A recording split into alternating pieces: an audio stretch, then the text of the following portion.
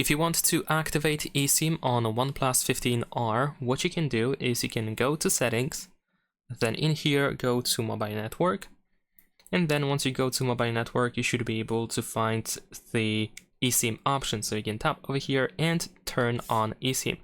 If you have two physical SIM cards, then the SIM card on the slot number 2 will be deactivated to make space for eSIM, of course.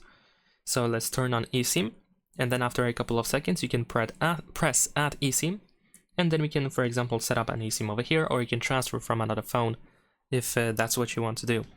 In the case of the setup, you can scan the QR code that you got from your operator that allows you to activate the eSIM. You can also use the activation code over here if needed, or you can scan the QR code from a photo in case you have, for example, a screenshot or a picture of the QR code instead.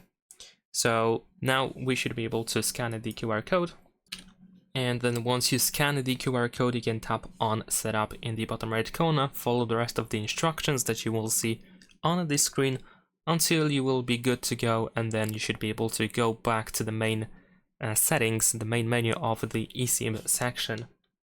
Alright, so let's go to the settings, and in this case, to actually activate the eSIM, you will need to go back to the eSIM, tap on these 3 dots on the right side, and make sure that eSIM is enabled. Usually you can tell by this, of course, description below over here. And that is pretty much it. Leave a like and subscribe.